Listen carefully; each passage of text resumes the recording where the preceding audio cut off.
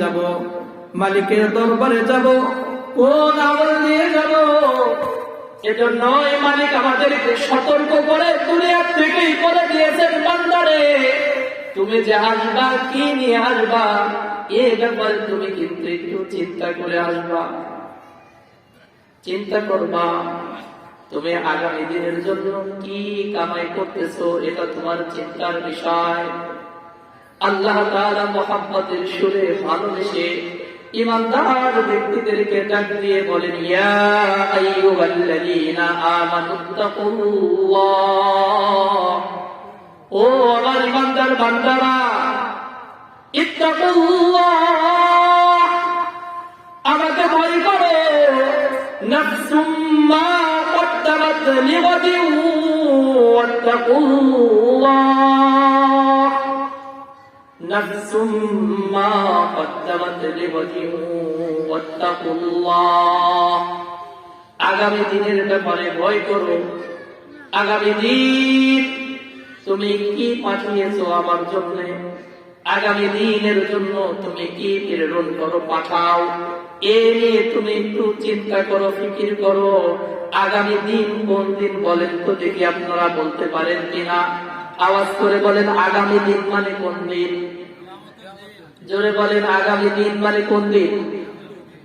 আরো আওয়াজ করে বলেন, আগামী দিন মানে কোন দিন? কিয়ামতের জন্য কি পাঠাও আগামী দিনের জন্য? আগামী বলতে অনেক বিষয় হতে পারে। আগামী বলতে আজ তুমি জীবিত, আগামীকাল মসজিদের মাইকে ঘোষণা হইতে পারে অমুকার দুনিয়াতে নাই। আগামী বলতে তোমার মৃত্যুর সময় হতে পারে। তখন এর জন্য তুমি কি পাঠিয়েছো এটা চিন্তা করো। আগামী দিন বলতে তোমার কবর হতে পারে, তোমার কবরের জন্য তুমি কি পাঠিয়েছ, তোমার কবরের জিন্দেগিটা কেমন হবে, এটার জন্য তুমি কি পাঠিয়েছো, এটার জন্য তুমি একটু ভয় করো, আল্লাহকে ফিকির করো। নাফসুম মা কদ্দামাত লিগাদিন ওয়াত্তাকুল্লাহ। ও যুবক ভাইরা, আজ তো ডিসেম্বর মাস চলতেছে, বছর তো শেষ, কি বলেন? ইংরেজি মাস হিসাবে বছর তো শেষ। ডিসেম্বরের 31 তারিখের রাত্রে ভালো একটা দিবস দেশের মুসলমানেরা পালন করে। কথা বলেন, করে কি করে না? কি যেন নাম এটা, যুবক ভাইরা কি যেন নাম? বলে না, বলে না, বলে না, মনে হয় কেউ করে না। নাম কি, নাম কি বলে না? যুবক ভাইরা বলো, কি নাম? 31st night. এটা মুসলমানের উৎসব নয়, এটা হিন্দুদের উৎসব, খ্রিস্টানদের উৎসব। ভালো করে শোনো। তুমি যদি 31st নাইট যদি পালন করো,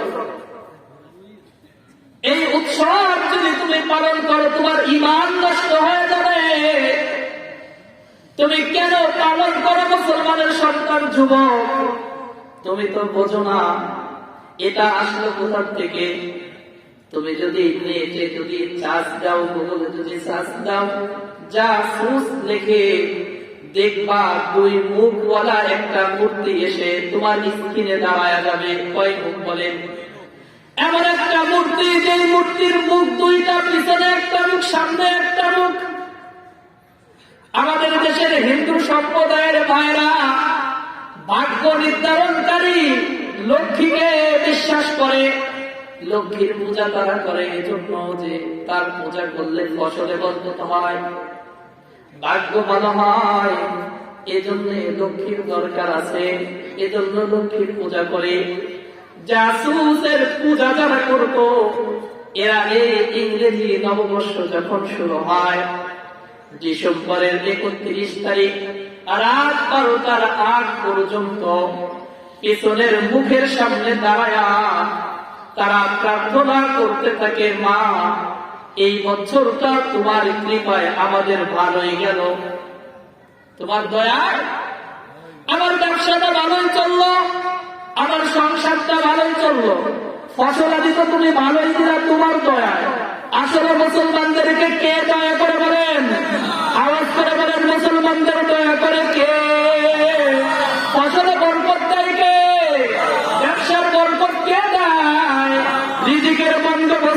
মালিক কে? মুসলমানদের হায়াতের মালিক কে? মৃত্যুর মালিক কে? জান্নাত যে মুসলমানদের উপরে খুশি হয়ে দান করবেন তিনি কে? এবার পিছনের মুখের সামনে এসে প্রার্থনা শুরু করে। রাত্র যখন 12টা বেজে যায় তখন পিছনের মুখ থেকে ঘুরে সামনের মুখে যায়। এবার জাসুস এই দেবতাকে সুসংবাদ জানায়, স্বাগতম জানায়, যারা প্রার্থনা শুরু করে, মা পিছনের বছর তো ভালোই গিয়েছে তোমার বরকতে, এই যে নতুন বছর এর আগমন হলো, এই বছরটাও যেন ভালো যায়, তুমি আমাদের দিকে লক্ষ্য রাখবা, এই দিনটা যেন আমাদের ভালোভাবে কাটে, এই বছরটা ব্যবসাটা যেন ভালো হয়, ফসলের যেন বরকত হয়, বাড়ির মানুষের যেন রোগ ব্যাধি না হয়, এই সব কিছু বলে বলে এই জাসুস দেবতার কাছে ইহুদি খ্রিস্টানেরা হিন্দুরা প্রার্থনা করতে থাকে। তার নাম হলো 31st নাইট। এবার যুবক মনে করে, হুজুর ওটা তো জানতাম না। ও যুবক ভাই, তুমি মুসলমানের সন্তান, তোমাকে যদি বলা হতো জাসুস দেবতার কাছে প্রার্থনা করো, তুমি করতালি? আওয়াজ করে বলো করতা। যদি তোমাকে বলা হয় লক্ষ্মীর কাছে তোমার ফসল ভালো হওয়ার জন্য, পেঁয়াজ ভালো হওয়ার জন্য তুমি প্রার্থনা করো, করতালি? জীবনেও করবা না। নামটাকে চেঞ্জ করে দিয়ে 31st নাইট লিখে এই দিনটাকে মুসলমানের মধ্যে ছেড়ে দিতে, যাতে মুসলমানের যুবক গুলো এই দিনটা পালন করে তাদের ঈমান যেন নষ্ট করে ফেলে। একটু চিন্তা করো, দেখো যুবক ভাই, রব্বুল আলামিন বলেন নাফসুম মা কদ্দামাত লিগাদিন ওয়াত্তাকুল্লাহ। তুই ওই দিনকে, ওই দিনের ব্যাপারে একটু ফিকির কর। প্রথম নববর্ষ আসলো, 31st নাইটে তুই পালন করলি, বছরের প্রথম দিনে যদি তোর মৃত্যু হয়ে যায়, তোর কবরের প্রথম রাতটা যুবক কেমন হবে তুই একটু ভেবে দেখ। বছরের প্রথম রাত্রে তুই উদযাপন করলি, আনন্দ করলি, খিচুড়ি পাকাইলি, দেখতে টানলি, গান ফাঁকি দিলি, কত কিছুই না করলি, বেহায়াপনা করলি, অযুবক স্বাগতম জানাইলি গুনার মাধ্যমে। ওই রাতটা যদি তোর জীবনের প্রথম রাত হয়, তোর যদি মৃত্যুর রাতটা যদি ওই দিন হয়, ওই দিন যদি তোর কবরের প্রথম রাতটা হয়, তুই একটু চিন্তা করে দেখো যুবক ভাই, রাগ করো না, মনটাকে একটু বুঝায় দেখো। ওই দিন যদি তোমার কবরের প্রথম দিন হয়, তোমার আপনজনেরা তোমাকে কবরে রাখলো, কবর থেকে চলে আসার পরে মুনকার ও নাকির ফেরেশতা চলে আসবে, তুমি চাইলেও উঠে বসতে পারবা না, কারণ তোমার ডাইনেও মাটি, বামেও মাটি, সামনে উপরে তোমার বাঁশের ছাউনি দিয়ে তোমাকে আটকিয়ে দেওয়া হয়েছে। কবরের চতুর্দিক থেকে পোকামাকড় তোমার কবরের মধ্যে ঢোকা শুরু করলো। ও যুবক, এই দিনকে ভয় করো। নাফসুম মা কদ্দামাত লিগাদ ওয়াত্তাকুল্লাহ। ওই কবরের দিনের ফিকির করো। তোমার জন্য উচিত হলো ওই কবরের দিনের জন্য তুমি কি পাঠাইতেছো এ নিয়ে একটু ভাবো। তুমি 31st নাইটে পালন করলা, ওই দিনের বছরের প্রথম দিন যদি তোমার কবরের প্রথম দিন হয়ে যায়, তোমার কবরের মধ্যে কে তোমাকে এই মুসিবত থেকে বাঁচাবে বলো? এজন্য গুনাহ ছেড়ে দিয়ে আখিরাতের ফিকিরে লেগে যাও। কিসের ফিকির বলেন? তাই মালিক সতর্ক করে বলেন, ইয়া আইয়ুহাল্লাযীনা আমানুত্তাকুল্লাহ, ও ঈমানদারেরা আমাকে ভয় করো। ইত্তাকুল্লাহ নাফসুম মা কদ্দামাত লিগাদিন ওয়াত্তাকুল্লাহ। এবং সামনের জিন্দেগির জন্য তুমি কি পাঠাও, কি প্রেরণ করো, কি পাঠাও, এটা নিয়েও তুমি ভয় করো আমাকে। তুমি নেকি পাঠাও না বদে পাঠাও, তুমি গুনাহ পাঠাও না নেকি পাঠাও, তুমি গানের অনুষ্ঠান যাও না, ওয়াজের প্যান্ডেল বসাও, কোরআনের মেলা বসাও না, গুনার মেলা বসাও, এই নিয়ে তুমি ফিকির করতে থাকো, ফিকির করতে থাকো।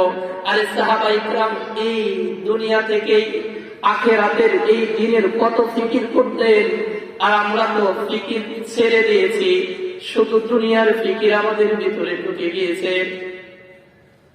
যারা আখিরাতের ফিকির যাদের মধ্যে ছিল, দুনিয়ার থেকে তারা নিশ্চিত হয়ে গেছে যে জান্নাত ধার্য হয়ে গেছে, সুবহানাল্লাহ। আবু বকরের ব্যাপারে জান্নাত লেখা হয়ে গেছে, পয়গম্বর ঘোষণা দিয়েছেন আমার উম্মতের মধ্যে এমন একজন ব্যক্তি রয়েছে যার জন্য জান্নাতের 8টি দরজা হাসরের ময়দানে ডাকবে, আসো আসো আমার ভিতর দিয়ে প্রবেশ করো, আমার ভিতর দিয়ে ঢুকো, আমার ভিতর দিয়ে ঢুকো।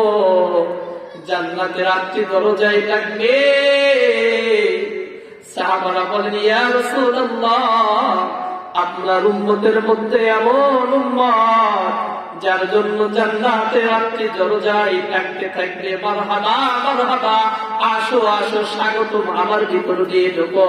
যেই গেট দিয়ে ঢুকবে ওই গেট অন্য গেটের উপরে গর্ব করে বলবে, আমার ভিতর দিয়ে উম্মতের শ্রেষ্ঠ উম্মত রাসূলের আশিক প্রবেশ করেছে। সে কোন ব্যক্তি? বিশ্বনবী বলেন, সে হলো আমার আবু বকর। আমার নবী আলাইহিস সালাতু ওয়াস সালাম মিরাজের রাজনীতে যখন জান্নাত ভ্রমণ করেন, জান্নাত জাহান্নাম ভ্রমণ করতে করতে এক পর্যায়ে জান্নাতের মধ্যে ভিন্ন কায়দায়, আমাদের দেশে মাঝে মাঝে বিভিন্ন এলাকায় নতুন নতুন মডেলের বাড়ি দেখা যাইতে যায় না, সব মানুষ ওই বাড়িটা দেখার জন্য ভিড় করে। জান্নাতের মধ্যে মজার কথা হলো, জান্নাতের মধ্যে ভিন্ন মডেলের একটা বাড়ি, যেই মডেলের বাড়িটা আল্লাহ অন্য কোন ব্যক্তিকে দিবেন না, জান্নাত শুধুমাত্র কেবলমাত্র উমরে ফারুক রাদিয়াল্লাহু তাআলা আনহুর জন্য মালিক বরাদ্দ করেছেন। উমরের আমলের উপরে আল্লাহ এত খুশি হয়েছেন, উমরের জন্য এমন ভিন্ন স্টাইলে ভিন্ন কায়দায় একটা বাড়ি বানিয়েছেন। বিশ্বনবী মুহাম্মদুর রাসূলুল্লাহ যখন এই জান্নাতের বালাখানা দেখলেন, নবী আলাইহিস সালাতু ওয়াস সালাম বললেন, ভাই জিবরাইল, এই যে জান্নাত দেখা যায়, বালাখানাটা দেখা যায়, এটা কার বালাখানা?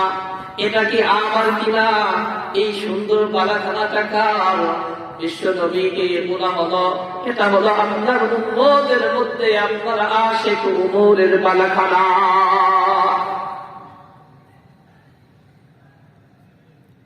নবী আলাইহিস সালাতু ওয়াস সালাম বলেন, জিবরাইল, আমার মন চায় এই বালাখানার মধ্য থেকে একটু ঘুরে আসি।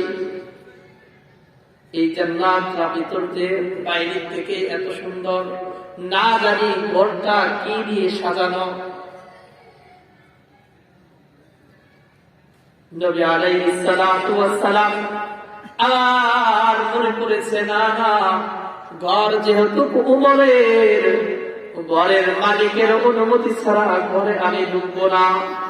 নবীজি মিরাজের রজনী থেকে আসার পরে মসজিদে নববীতে বসে, মিম্বারে বসে ওয়াজ করতেছেন।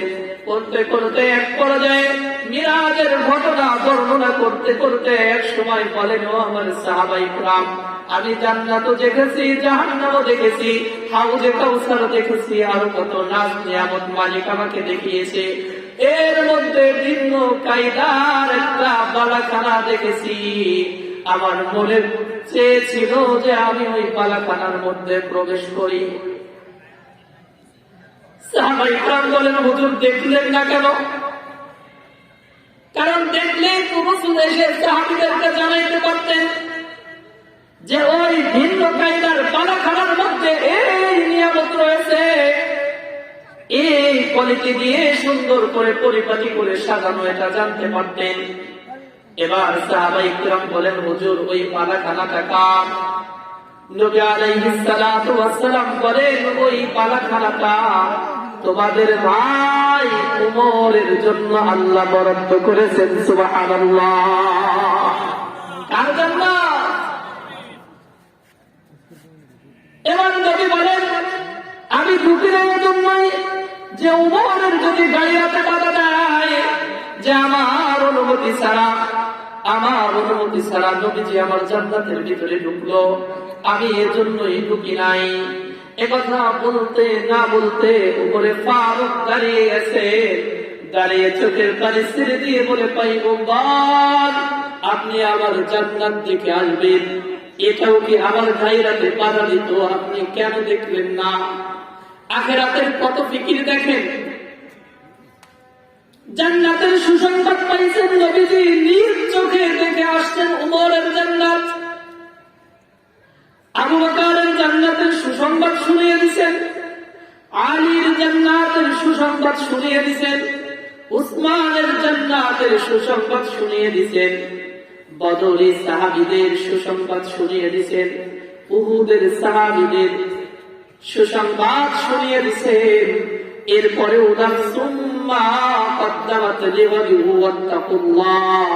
পরবর্তী জিন্দিগির জন্য কত ফিকির এদের মধ্যে ছিল, এই দিনের ব্যাপারে এদের অন্তরে কত ভয় ছিল, যে সারাক্ষণ আমলের জন্য ছুটাছুটি করতেন, দুনিয়াকে ত্যাগ করে লাথি মেরে দুনিয়ার সব কিছুকে বিসর্জন দিয়ে একমাত্র আখিরাতের ফিকিরে লেগেছিলেন। আমার আখিরাত কেমন হবে, আমার আখিরাত কেমন হবে?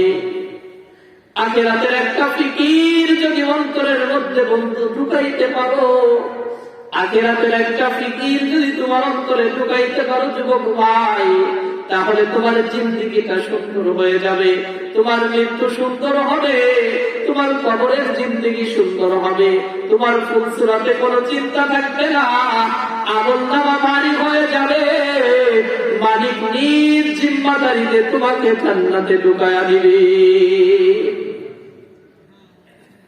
কেমন আখিরাতের ফিকির! বিশ্বনবী মুহাম্মদুর রাসূলুল্লাহ সাল্লাল্লাহু আলাইহি ওয়াসাল্লাম মুসলমানদের করুণ পরিস্থিতি দেখে যখন হিজরতের অনুমতি দিয়ে দিলেন, সাহাবায়ে কিরাম একে একে মক্কা ছেড়ে হিজরত করে মদিনায় চলে যাইতেছিল। এক পর্যায়ে হযরতে আবু বকর এসে নবীজিকে বলেন, পয়গম্বর আমাকে কেন অনুমতি দেন না, আমি কি হিজরত করব না? আমি হিজরত করব না? নবী আলাইহিস সালাতু ওয়াস সালাম বলেন, হ্যাঁ তুমি হিজরত করবে, তবে এখনো ফয়সালা হয় নাই। এখনো কি হয় নাই? ফয়সালা হয় নাই।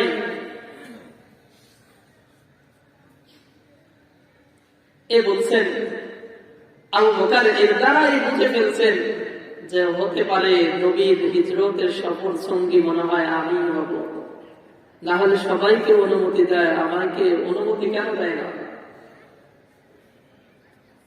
কেমন আখিরাতের চিন্তা ভিতরে কেমন ছিল!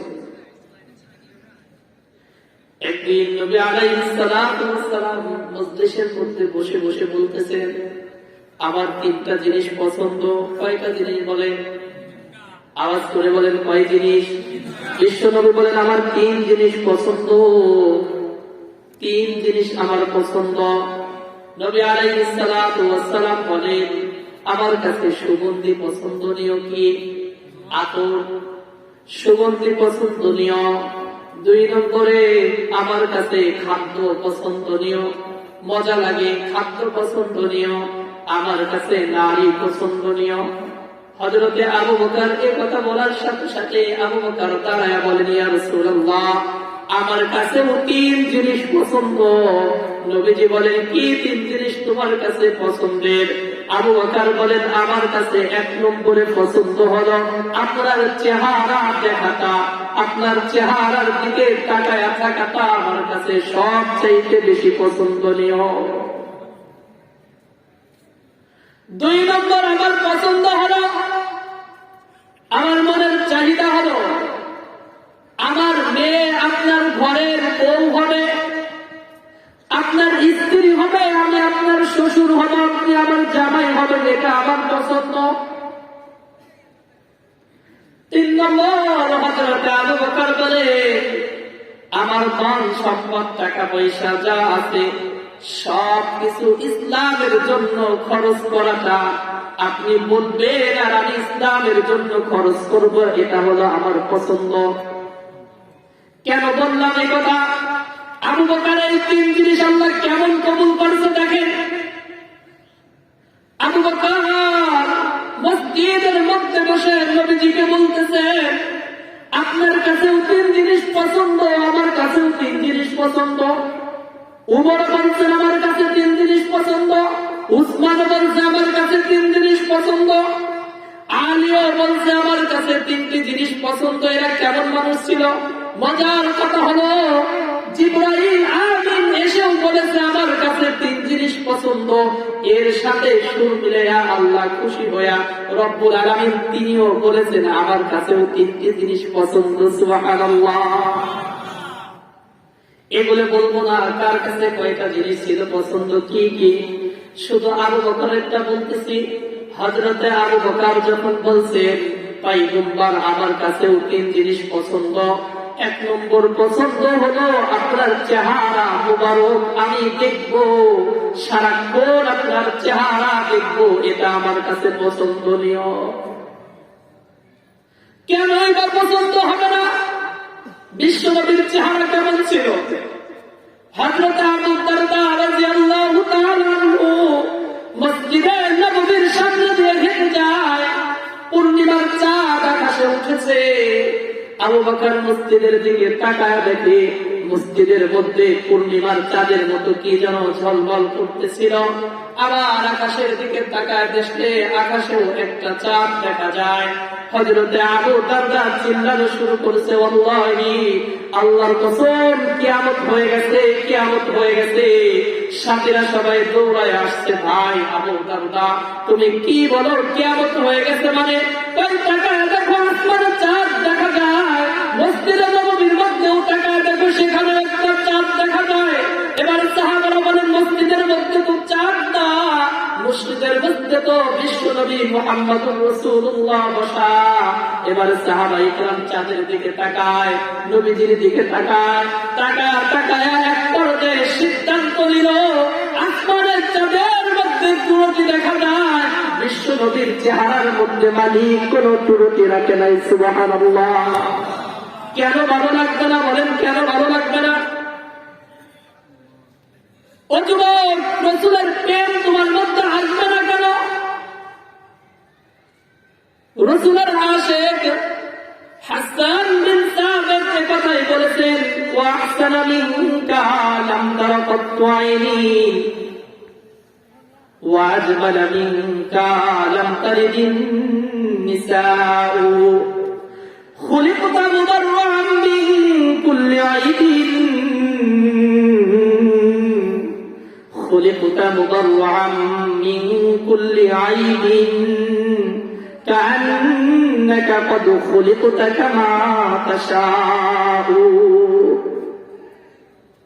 নবীজির এক আশিক কবি ছিল, নবীজির সাথে সাথে সফর করতেন, মাঝে মাঝে কবিতা পড়ে পড়ে নবীজিকে শোনাইতেন।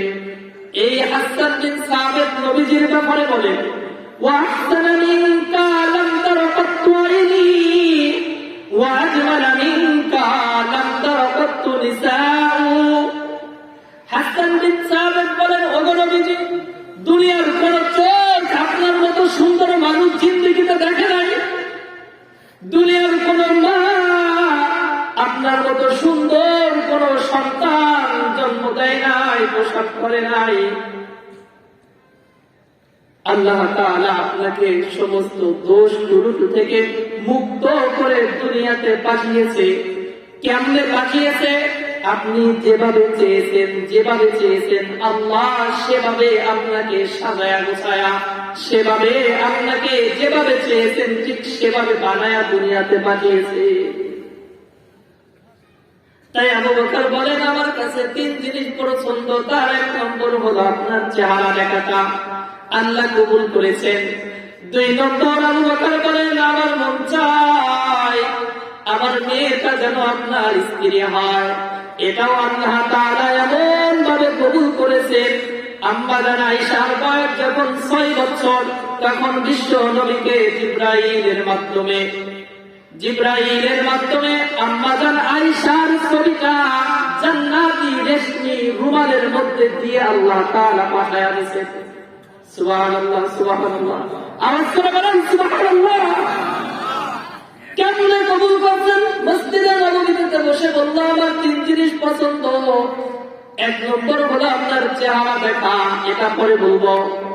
2 নম্বর হলো আমার মন চায় আমার মেয়েটা যেন আপনার সংসার করে।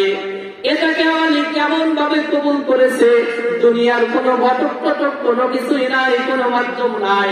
আল্লাহ জিবরাইলের মাধ্যমে রেশমি রুমালের মধ্যে আম্মা জান আয়েশার চেহারা ফটোকপি পাকায়া দিয়া রেশমি রুমাল উল্টায় নবীজির হাতে দিতেন। এবার জিবরাইল বলেন, হুজুর পয়গম্বর আপনি রুমালটা খোলেন। রুমাল খোলার পরে দেখে একটা ছোট্ট একটা মেয়ের ছবি দেখা যায়। জিবরাইল জিজ্ঞাসা করে, একে চেনেননি? বলে, মনে হয় আবু বকরের মেয়ে আয়েশা হবে।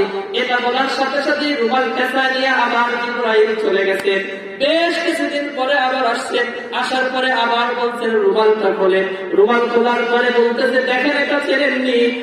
নবী আলাইহিস সালাতু ওয়াস সালাম বলেন, মনে হয় আবু বকরের মেয়ে আয়েশা হবে। আবার চলে গেছেন। এভাবে কয়েকবার এমন হয়েছে, চেহারা দেখায় দিচ্ছেন। গতটা ফটো দেখায় না, আল্লাহ গপ্তালি করে কি মজা। আল্লাহকে রাজি খুশি করতে পারলে দুনিয়াতেও মজা, আখিরাতেও মজা। আসছেন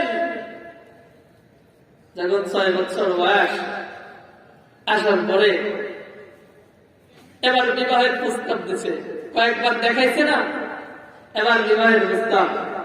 নবী আলাইহিস সালাতু ওয়াস সালাম বলেন, আরে এত ছোট মানুষ, বাচ্চা মানুষ, তো বিয়ের বয়স হয় না। আজ তো বিয়ের বয়স হওয়ার গেলে কত বছর লাগে? জানেন না? কত বছর?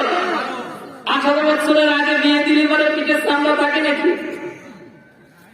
সালের বাবা চলে যায়, মেয়ের বাবা যায়, ঘটক যায়, জামাই মেয়ে দুটোই যায়। 12 বছর বয়সে একজনের হাত ধরে পালাই গেলি। তামাশার এক দেশে আমরা বাস করি। তামাশা, পুরোটাই তামাশা। যারা এসে বাধা দেয়, সরকারি কর্মকর্তা যারা এসে বাধা দেয়, গ্রামে বিয়ে হয় না, বাল্য বিয়ে করতে গেলে বাধা আসে, কোর্টে নিয়ে যান ঠিকই হয়। ভুল বললাম নাকি? রাগ করতেছেন? গ্রামে হয় না, ঠিক আছে, ফোন করে দেয়, 999 ফোন দেয়, সাথে সাথে টিভি চলে আসে, দেশের প্রতিনিধিরা দৌড়াই চলে আসে, এই ছেলে আর এই মেয়েটা। অথচ 17 বছর 18 বছর বয়স হয়ে গেছে, কোন কারণে জন্ম নিবন্ধনে দেখা যায় যে বয়স একটু কম। হয়রানি কয় কারে? 12-13 বছর 14 বছর বয়সে পালায় যায়, কোর্ট ম্যারেজ করে বিয়ে করে। গ্রামে যেই বিয়ে নিষিদ্ধ থাকে সেই বিয়ে কোর্টে কেমনে হয়? যেই বান্ধবীর গ্রামে নিষিদ্ধ সেই বান্ধবীর কোর্টে কেমনে হয়? আমার প্রশ্ন আপনাদের কাছে। সমাজকে জিনার দিকে ঠেলে দেওয়ার জন্য এটাও ইহুদি খ্রিস্টানদের একটা চক্রান্ত। কারণ এদের নীতি তো বিয়ের আগে সন্তান জন্ম দিতে পারলে তার মতো ভদ্র মেয়ে আর নাই। হ্যাঁ, যোগ্যতা সম্পর্ক একটা মেয়ে বিয়ের আগে সন্তান প্রসব করছে, লাস্টেও নিজেও উপর পারে না ওই সন্তানের বাপকে। মুসলমানদের ভিতরে সূক্ষ্মভাবে কিভাবে মুসলমানদের ঈমান হরণ করা যায়, জিনার ভিতরে সমাজ থেকে ঢুকায়া দেওয়া যায়, এই ষড়যন্ত্র করেই এই সমস্ত কিছুর ব্যবস্থা শুরু করেছে।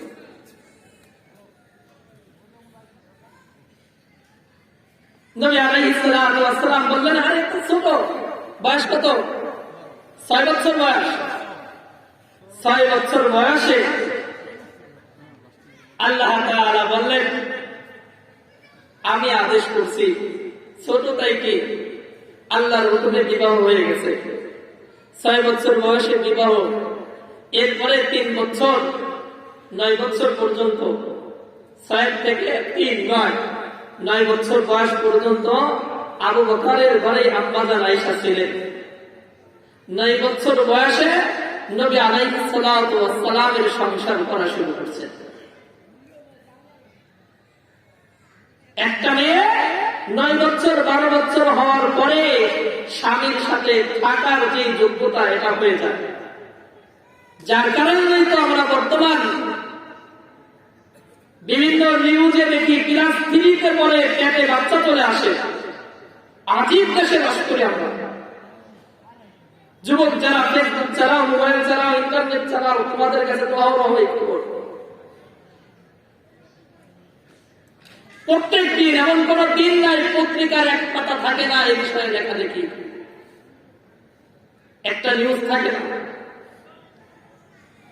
অথচ উপযুক্ত হওয়ার পরেই বিবাহ দিলে সমাজ থেকে জিনা বন্ধ হয়ে যায়। কি বলে? ছেলে মেয়ে উপযুক্ত হওয়ার পরেই বিবাহ দিয়ে দিলে সমাজ থেকে জিনা বন্ধ হয়ে যায়।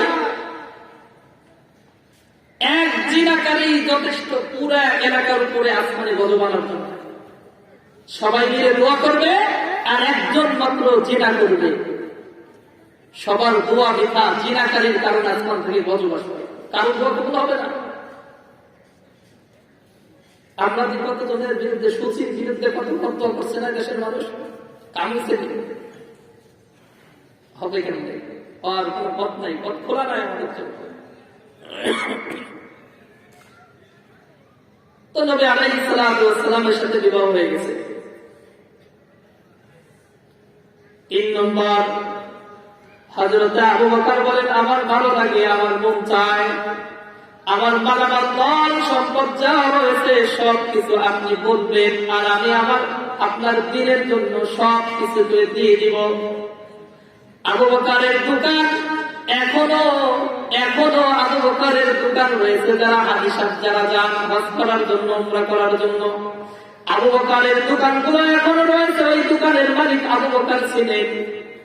ইসলাম গ্রহণ করার পরে ওই দোকানের ব্যবসা বাণিজ্য সবকিছু ইসলামের জন্য ব্যয় করে দিয়েছিলেন। আবু বকরের জিন্দেগি এভাবে কেটেছে। প্রথম কথা বলতেছিলাম, 1 নম্বরে আমার কাছে পছন্দনীয় হলো বিশ্ব নবী। আপনার চেহারাটা দেখতে আমার মনে চায়, আপনার চেহারাটা দেখতে আমার মন চায়। আমার কাছে 3 জিনিস পছন্দ।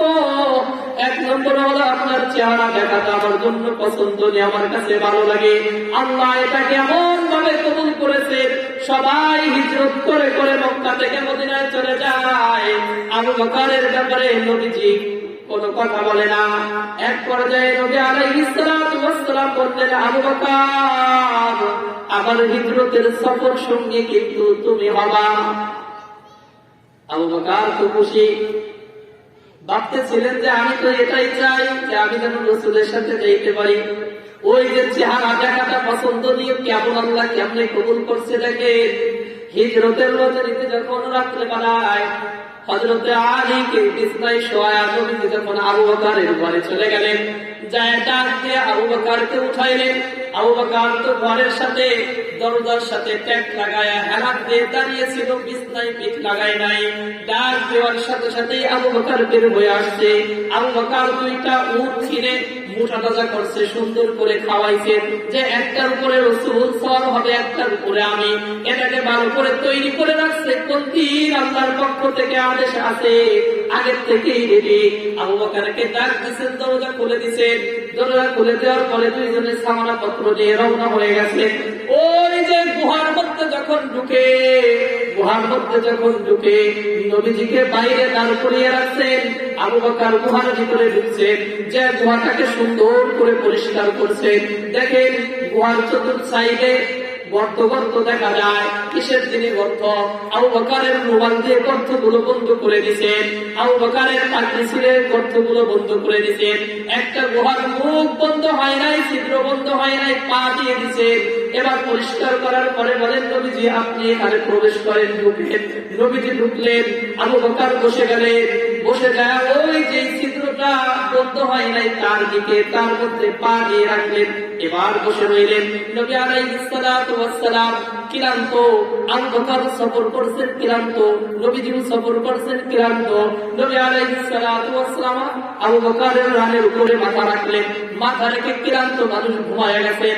আবু বকরের ঘুম নাই, কারণ আবু বকর তো বলেছিল আমার কাছে নবীজির চেহারা দেখাটা পছন্দনীয়, ভালো লাগে। আবু বকর ওই যে নবীজির চেহারার দিকে তাকানো শুরু করছে। আল্লাহ কেমনে কবুল করছে দেখেন। এমনি একটা মানুষকে কতক্ষণ দেখা যায়, সবারই তো ব্যস্ততা আছে, কতক্ষণ দেখা যায়। আল্লাহ এমন ভাবে কবুল করেছেন 3 দিন নবীজিকে ওই গুহার মধ্যে আবু বকর দেখতেছিল, নবীজির চেহারার দিকে তাকায়া ছিল। আল্লাহ এমন ভাবে আবু বকরের পছন্দটাকে কবুল করে দিয়েছেন। আবু বকর তো দেখে আর দেখে, এভাবে দেখতে এক পর্যায়ে সাপে যখন দংশন করলো পায়ে, এরপরেও নড়া দেয় না, এরপরেও শব্দ করে না, বলে আমার পয়গম্বর ঘুমিয়েছে, ডাক দেওয়া যাবে না। নিজের অজান্তে চক্ষু দিয়ে পানি যখন বের হয়ে আবু বকরের শরীরের উপরে, আবু বকরের চোখের পানি যখন বিশ্ব নবীর চেহারার উপরে পড়ে যায়, নবীজি লাফ দিয়ে উঠে বলে, ও আবু বকর তোমার কি হয়েছে, তুমি কাঁদো কেন? আবু বকর বলেন, নবীজি আমার পায়ে মনে হয় কিছু যেন দংশন করছে। নবীজি বলেন, আমাকে জাগাইলা না কেন, ডাক দিলা না কেন?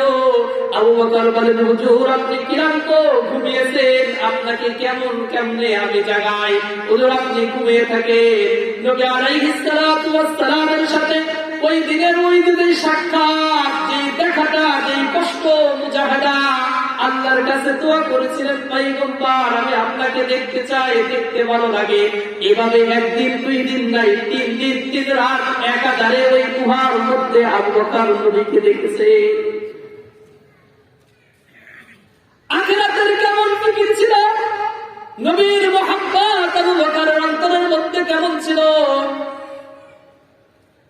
আবু বকরের শানে তো আল্লাহ কোরআনের আয়াত নাযিল করেছে, আবু বকরের শানে আল্লাহ কোরআনের আয়াত নাযিল করেছেন। যাই হোক, এখানে অনেক কথা রয়েছে। নবী আলাইহিস সালাতু ওয়াস সালামকে নিয়ে পথ চলতেছে, পথ চলার সময় সূক্ষ্ম একটা দৃশ্য আবু বকরের ছিল। কেমন দৃশ্য ছিল সেটা? নবীর এমন একটা প্রেম ছিল, মহব্বত আর ভালোবাসা আবু বকরের মধ্যে ছিল। আবু বকর কখনো কখনো নবীজির সামনে দিয়ে পথ চলতেন, কিছু দূর সামনে দিয়ে হাঁটতে হঠাৎ করে দৌড় দিয়ে নবীজির পিছে পথ চলতেন। আবার এভাবে চলতে হঠাৎ করে ডান পাশে নবীজির ডান পাশ দিয়ে পথ চলতেন। এভাবে চলতে হঠাৎ করে আবার নবীজির বাম পাশ দিয়ে পথ চলতেন। এভাবে পালাক্রমে একবার সামনে যায়, একবার পিছে যায়, একবার ডাইনে যায়, একবার বামে যায়। কেউ হযরতে আবু বকরকে জিজ্ঞাসা করে, হিজরতের রাত্রে তুমি কখনো নবীজির সামনে হাঁটো, কখনো নবীজির পিছে হাঁটো, কখনো ডাইনে হাঁটো, কখনো বামে হাঁটো, এমনটা করলা কেন? হযরতে আবু বকর জবাব দেয়, আমি বিশ্ব নবীর সামনে দিয়ে পথ চলি, পথ চলতে আমার যখন মনে হয় শত্রু বাহিনী না জানি পিছন দিক থেকে আমার নবীর উপরে আক্রমণ করবে, আমার মনের মধ্যে এটা আসার সাথে সাথে আমি আর সামনে দিয়ে পথ চলি না, আমি দৌড় দিয়ে আমার নবীজির পিছনে পথ চলা শুরু করে দিই। আবার যখন আমার মনে হয় ডান পাশ থেকে নবীজিকে আক্রমণ করবে শত্রু বাহিনীর দলেরা, তখন আমি ডান পাশে যায় পথ চলতে শুরু করি, যে আমার নবীর গায়ে যেন কোনো আঘাত না লাগে। আবার যখন আমার মনে হয় বাম পাশ দিয়ে মনে হয় শত্রুরা আক্রমণ করবে, আমি আবার সেটা প্রতিহত করার জন্য আমার বাম পাশ দিয়ে পথ চলতে শুরু করি। এই আবু বকরের জিন্দেগি এমন ভাবে পথ চলতে হিজরতের দিনগুলো পার করে নবীজিকে মদিনায় পৌঁছায়া দিতে। সুবহানাল্লাহ। আখিরাতের কেমন ফিকির, আখিরাতের এমন ফিকির ভিতরে ঢুকেছে, আয়াতগুলো এমন ভাবে তিনারা বুঝেছিলেন। নাফসুম মা কদ্দামাত লিগাদিন ওয়াত্তাকুল্লাহ।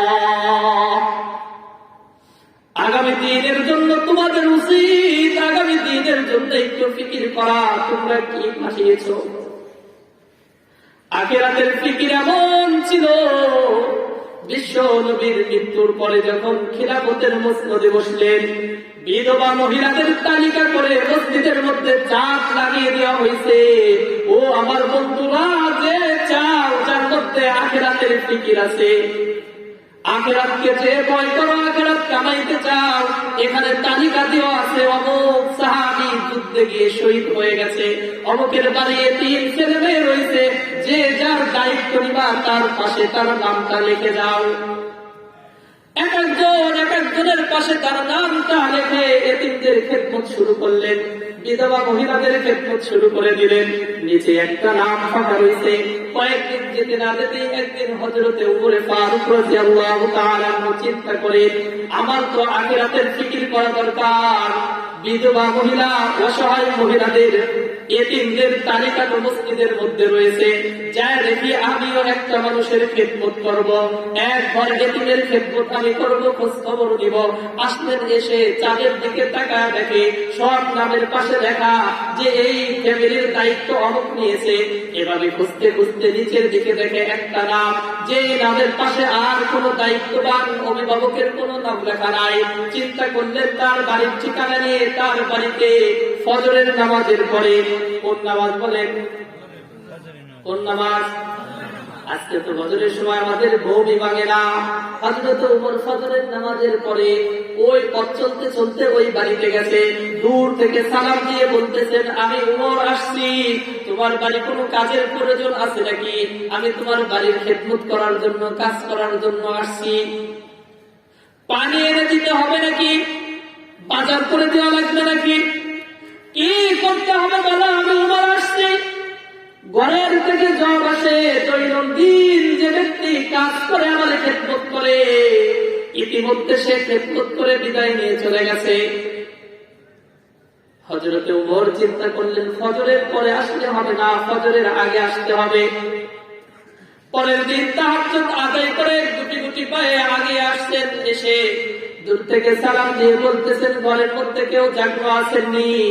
সাহাবায়ে ইকরাম, তিনাদের মেয়েরা, তিনাদের বিবিগণ, তিনাদের সন্তান সন্তানি তাহাজ্জুদ কাজা করতো না, সবাই করতো।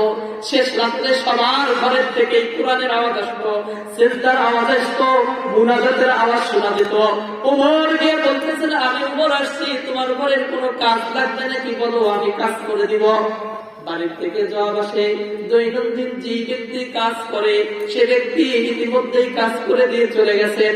এবার উমর চিন্তা করে, ফজরের পরে আসলাম, এসে একই উত্তর পাইলাম, ফজরের আগে আসলাম, তাও দেখি উত্তর একই দেয়। এবার কাজের দরকার নাই, এমন ব্যক্তিকে যে অসহায় মানুষদের খেদমত করে কোন মানুষ জানে না, সে যে দায়িত্ব নিয়েছে এটাও চাপে লেখা নাই, এই ব্যক্তিকে দেখা দরকার।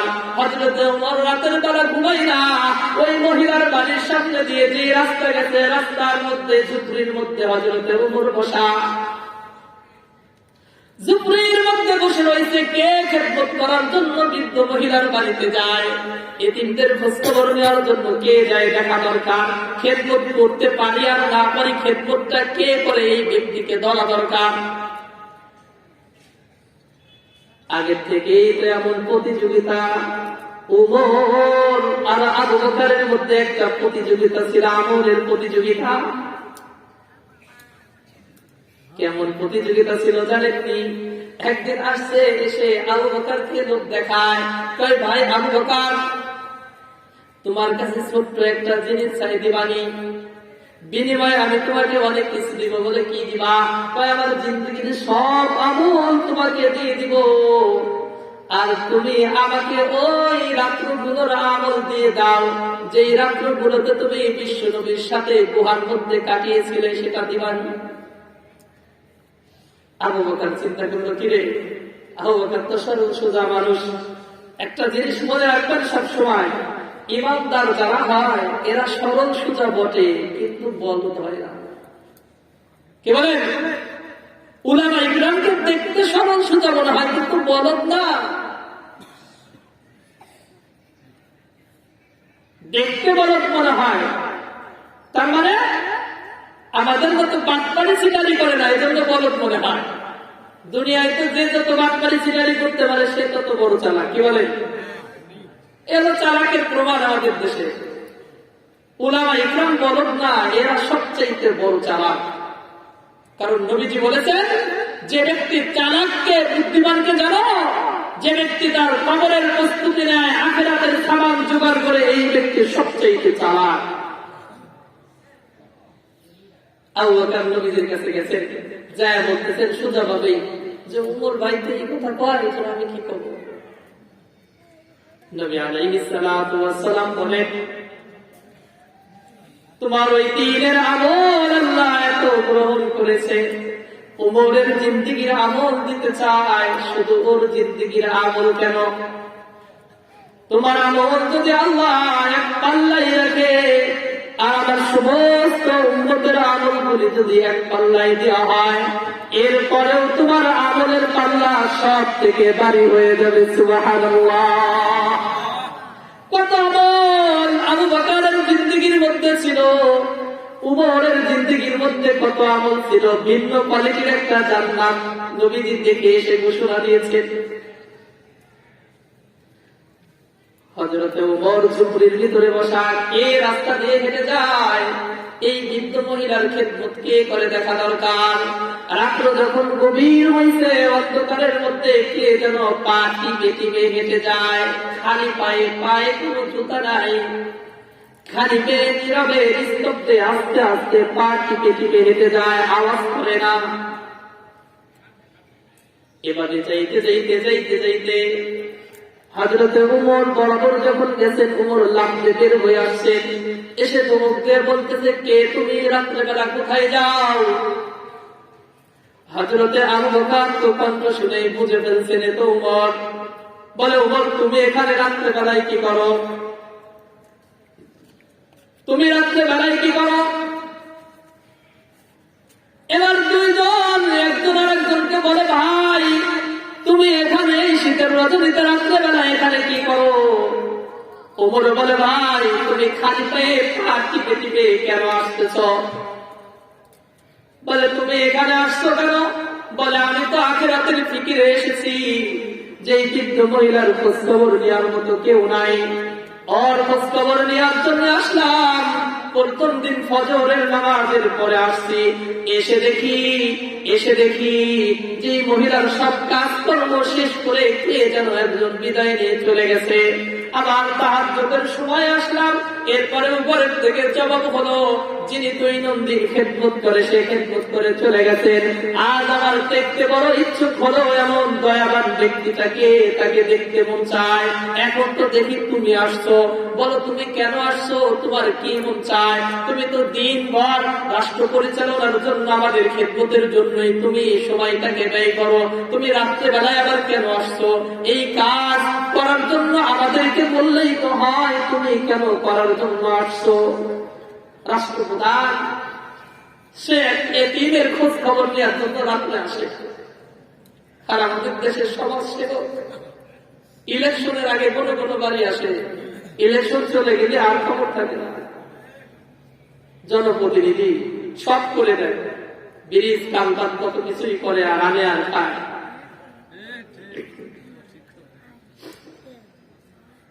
হযরতে আবু বকর রাদিয়াল্লাহু তাআলা আনহু জবাব দেয় কি জানেন?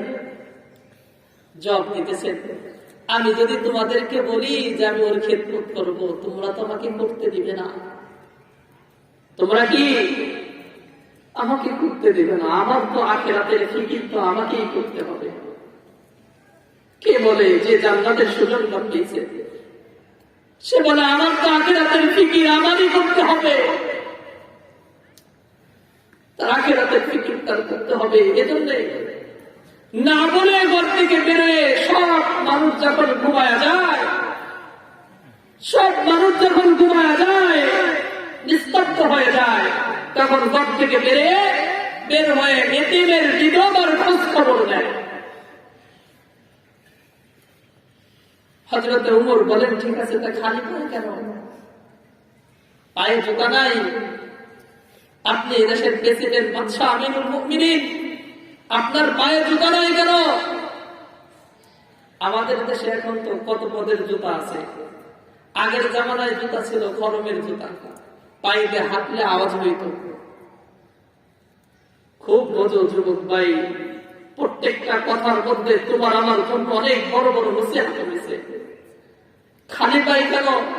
আবু বকর জবাব দিয়েছে, খালি পাই এজন্যই যে আমি যখন বের হয়ে এই বৃদ্ধা মহিলার বাড়িতে আসি, রাস্তা দিয়ে যখন হাঁটি, রাস্তার এপাশে ওপাশে অনেক বাড়ি রয়েছে, ঝুপড়ি রয়েছে, যারা ঘুমিয়েছে, আমার জুতার আওয়াজে তাদের যদি ঘুম ভেঙে যায়, তাহলে আল্লাহর কাছে আমি কি জবাব? জুতার আওয়াজে ঘুম ভেঙে গেলে আল্লাহর দরবারে কি আওয়াজ, কি জবাব দিবে? এজন্য জুতা পা থেকে খুলে রাষ্ট্রপ্রধান সে বিধবার খেদমতের জন্য তার বাড়িতে যায়। আর যুবক তুমি আর আমি, আমাদের সমাজটা কত অসহায় ব্যক্তিদের ঘুম আমরা নষ্ট করি, কত অসুস্থ ব্যক্তিদের ঘুম আমরা নষ্ট করি, কত হার্টের রোগীকে আমরা কষ্ট দেই, কত দুধের শিশুর ঘুম আমরা নষ্ট করি, কত তাহাজ্জুদ পূজার ব্যক্তিদের তাহাজ্জুদ নষ্ট করি, কত কোরআন তেলাওয়াতকারী ব্যক্তিদের কোরআন তেলাওয়াত আমরা নষ্ট করি। কি ইসলাম পালন করো? মুসলমানের খাতায় নাম লেখা তোমার কি দরকার? এজন্য বিভিন্ন হাদিস দ্বারা বিশ্বনবী বলেছেন, এমন কিছু মানুষ আছে যারা মুসলমানের তালিকায় নামভুক্ত থাকবে, রেজিস্টার খাতায় মুসলমান থাকবে নাম, কিন্তু আল্লাহর তালিকায় মুসলমান থাকবে না। এমন মুসলমানের সন্তান আমাদের প্রত্যেকের ঘরেই মনে হয় এখন হয়ে গেছে। এজন্য বাপ যারা আছে সতর্ক হয়ে যান, নিজে মজবুত হন, শক্ত হন। সমাজটা কি হইল আমাদের বলে? নবীজির আদর্শ থেকে আমরা কত পিছিয়ে গেছি, সাহাবা ইকরামের আদর্শ থেকে আমরা কত পিছিয়ে গেছি। আল্লাহ আমাদেরকে হেফাজত করুন, আমাদের সমাজটাকে ভালো করে দিই। অযুবক ভাই, মজবুত ভূমিকা পালন করবা ইসলামের জন্য। ইসলামের জন্য তোমরাই ইসলামকে সামনে আগানোর জন্য ভূমিকা রাখো। মুরব্বীদেরকে পিছে দাও, তোমরা এখন সামনে চলো। মুরব্বী বাবাজিরা পিছনের থেকে যুবকদেরকে উৎসাহ করে ইসলামের জন্য এদেরকে ব্যবহার করে, এদের দ্বারাই সমাজের মধ্যে ইসলাম প্রতিষ্ঠিত হবে। আপনারা পারবেন না? যুবকদেরকে দ্বীনের সাথে সম্পর্ক করায়া দেন, মাদ্রাসামুখী করে দেন, মসজিদমুখী করে দেন, আলেম ওলামামুখী করে দেন। এদের সোহবতে থাকতে থাকতে থাকতে থাকতে এক সময় দেখবেন গুনার কাজ থেকে এরা বিরত রয়েছে। সমাজে কেউ গুনার কাজ করলে সাথে সাথে যুবকরা প্রতিবাদ করবে। গত 17 তারিখে মাহফিলে গেছি টাঙ্গাইল, নবনির্বাচিত মেম্বার হয়েছে। যুবকরা সবাই মিলে বলছে ব্যাংক পার্টি করবে 16 ডিসেম্বরে। 17 ডিসেম্বরে মাহফিল ছিল। ওই মেম্বার ভালো একটা কাজ করছে, যুবকদেরকে বুঝায়া ওয়াজের ব্যবস্থা করছে 16 ডিসেম্বরের পরের দিন 17 ডিসেম্বর। ব্যাংক পার্টি আর হয় নাই। মেম্বার নিজের থেকে গরু জবাই কইরা যুবকদেরকে নিয়ে মাহফিল দিতে ভালো কাজ করছে না? এমনটাই হওয়া দরকার প্রত্যেকটা মহল্লায় মহল্লায়।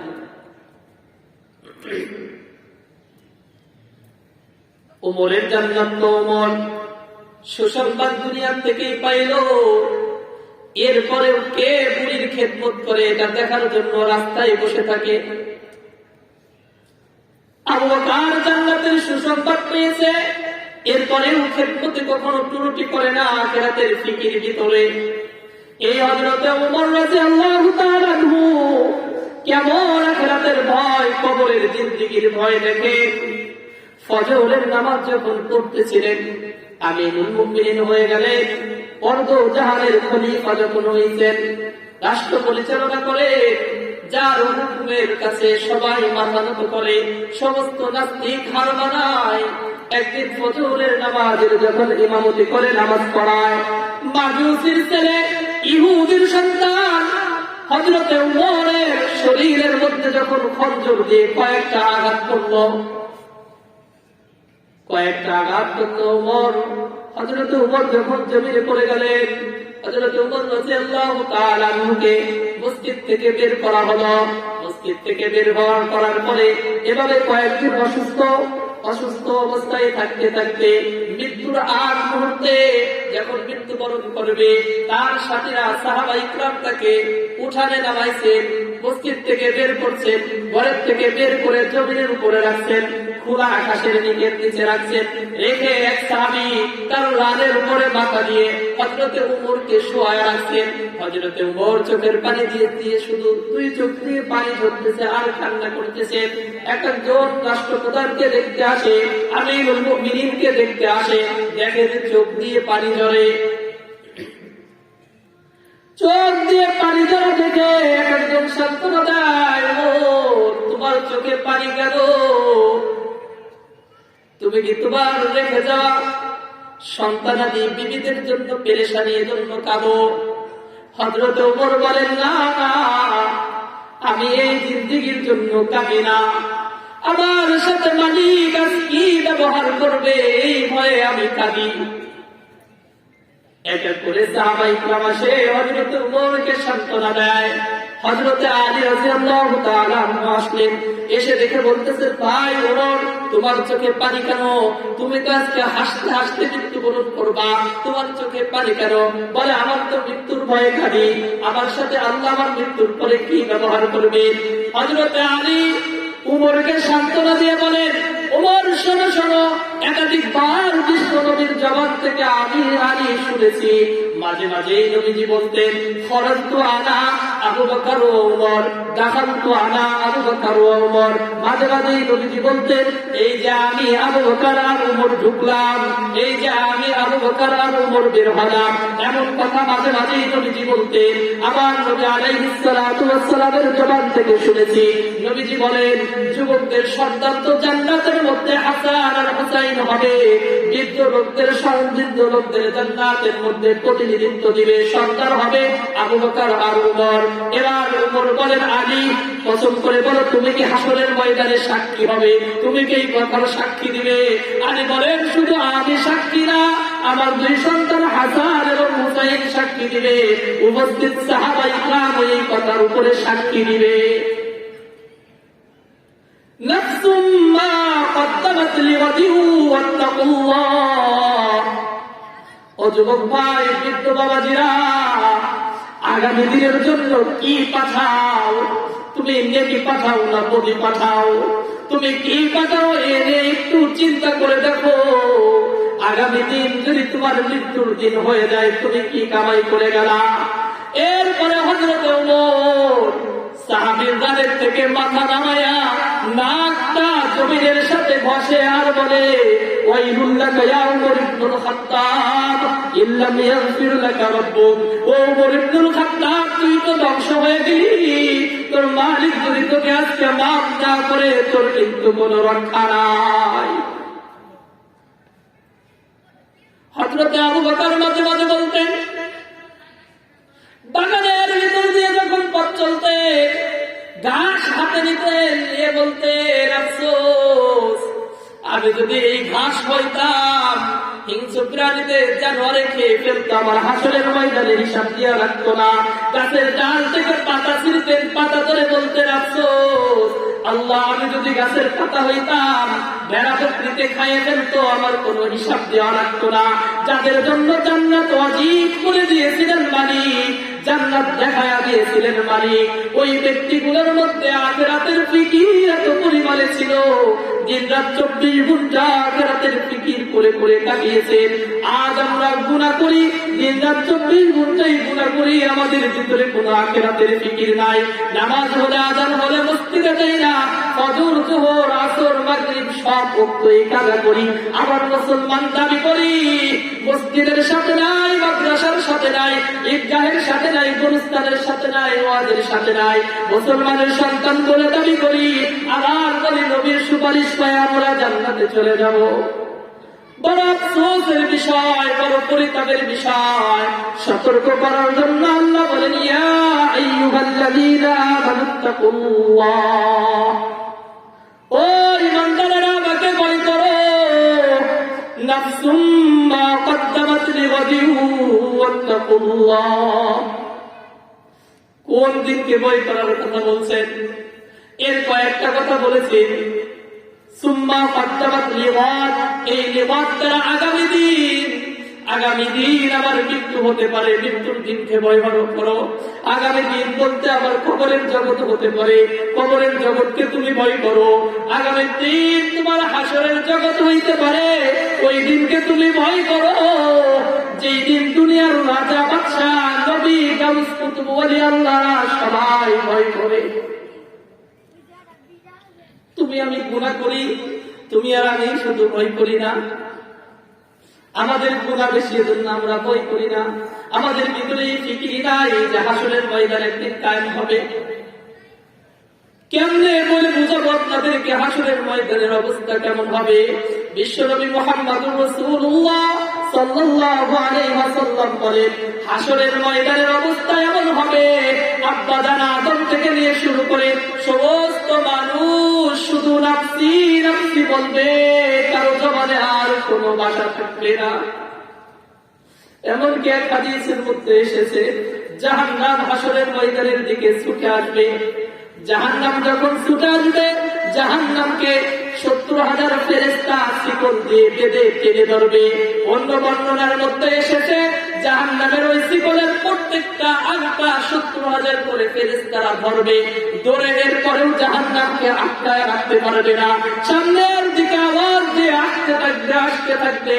হযরত জিবরাইল আলাইহিস সালাতু ওয়াস সালাম এই দৃশ্য দেখে চিন্তায় পড়ে যায়, বলবে, মালিক আমি জিবরাইলকে তুমি বাঁচাও, আমি জিবরাইলকে বাঁচাও। আব্বাজান আদম বলতেন, আমাকে বাঁচাও।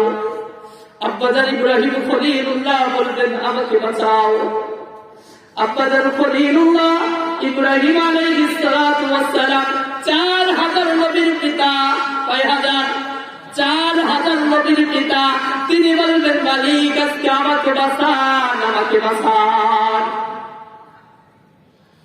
কার মধ্যে কোনো ফিকির নাই, সবাই নিজের ফিকির, আমাকে বাঁচান, আমাকে বাঁচান, আমাকে বাঁচান।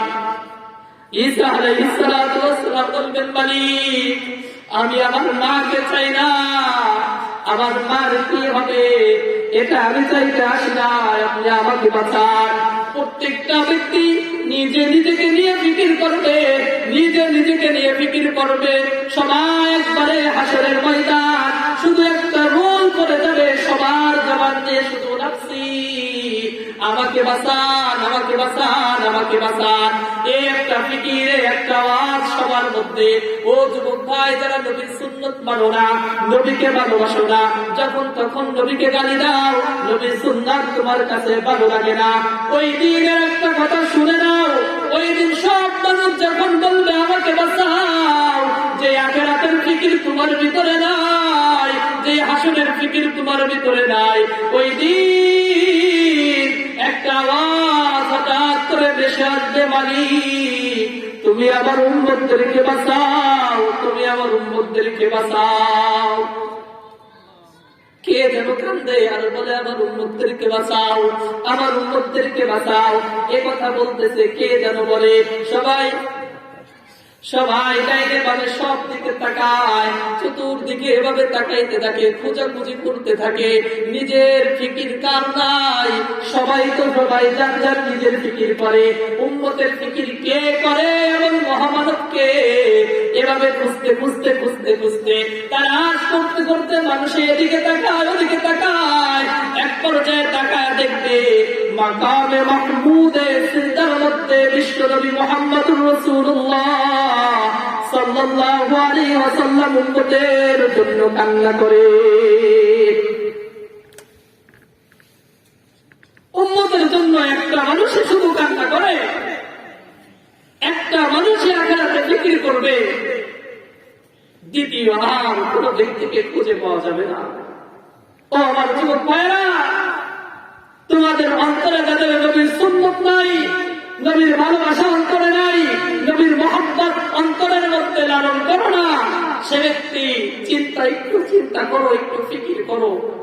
দুনিয়াতে তো এমন সময় পার করেই দিলা, কবরের জিন্দেগি তোমার কেমন হবে, আখিরাত তোমার কেমন হবে, তোমার মৃত্যু কেমন হবে, তোমার ফুলসুরাত কেমন হবে, হাসরের ময়দানে তোমার জন্য সুপারিশ কে করবে? সুপারিশ করবে তোমার জন্য। তোমার বাবা তো তোমাকে চিনবে না, তোমার নেতা তোমাকে চিনবে না, যার জন্য জীবন দাও, যার জন্য মিছিল করতে গিয়ে বুলেটের আঘাত তোমার শরীরে লাগতেছে, সেই নেতা তোমাকে চিনবে না, তোমার স্ত্রী তোমাকে চিনবে না। একজন মহামানবী তোমার জন্য চোখের পানি ছড়াবে, তার সুন্নাহ তার আদর্শ তোমার জিন্দেগীর মধ্যে বাস্তবায়ন করো, করে জীবন পরিচালনা করো, যেন তার হাতের হাউজে কাউসার তোমার মুসলিম হয়। আল্লাহ তাআলা আমাদের সকলকে আখিরাতের একটা ফিকির দুনিয়া থেকে করে কবরে যাওয়ার তৌফিক দান করুক। যে কথাগুলো বললাম এবং শুনলাম, বক্তা শ্রোতা আমাদের সকলকেই সহি কথাগুলোর উপরে আমলের তৌফিক দান করুক। আপনাদেরকে শেষে একটা কথা বলতেছি, আমাদের শ্রদ্ধেয় ভাই বদরুদ্দিন একটা মাদ্রাসা করছেন, এলাকার মধ্যে মাদ্রাসার খুব প্রয়োজন, প্রত্যেকটা মহল্লায় কমপক্ষে বক্তব্য হেফজখানার দরকার। বড় মাদ্রাসা না হলেও প্রাথমিক শিক্ষা যেটা নামাজ শুদ্ধ করা, কোরআন শুদ্ধ করার জন্য এমন মাদ্রাসার আমাদের প্রয়োজন আছে কিনা বলেন? নামাজ ঠিক করতে হলে তো কোরআন সহি করা দরকার। এজন্য আপনাদের কাছে আমি দাবি রেখে যাব, ভাই যে উদ্যোগ নিয়েছেন ভালো উদ্যোগ, আপনাদের ছেলে মেয়েদেরকে প্রাথমিক পর্যায়ের পক্ষে কোরআন শুদ্ধ করার জন্য, নামাজ শুদ্ধ করার জন্য, আপনার জানাজা পড়ার উপযুক্ত করার জন্য মাদ্রাসায় দিবেন, আপনার লাভের জন্য, আমার লাভ না, আপনার লাভের জন্য দিয়ে বলবেন যে হুজুর আমার সন্তানটাকে ও যেন আমার জানাজা পড়াইতে পারে এমন উপযুক্ত বানায় দেবেন। পারবেন তো ইনশাআল্লাহ? যাতে আপনার ছেলেটা আপনার জানাজা পড়াইতে পারে, আপনাকে গোসল দিতে পারে, আপনার লাশটা কবরে নামাইতে পারে। এটাই একটা বাবার জন্য সবচাইতে বড় চাওয়া আর পাওয়া, এর চাইতে বেশি কিছু নাই। একটা সন্তান তার বাবার লাশ কবরে নামাবে, তার গোসল দিবে, তার জানাজা পড়াবে, এর চাইতে বড় চাওয়া পাওয়ার বাবার জন্য কিছু হতে পারে না। আরে গাড়ি বাড়ি করে দিলে তো বাবা তুমি চলে যাবা, তো সব রেখেই যাবা, যাওয়ার সময় কি নিয়ে গেলা? মহব্বতের যদি 2 ফোঁটা পানি যদি তোমার সন্তান ফেরায়, এটা তোমার নাজাতের উসিলা হবে। আল্লাহ আমাদেরকে আমলের তৌফিক দান করুক। আসসালামু আলাইকুম ওয়া রাহমাতুল্লাহি ওয়া বারাকাতুহু।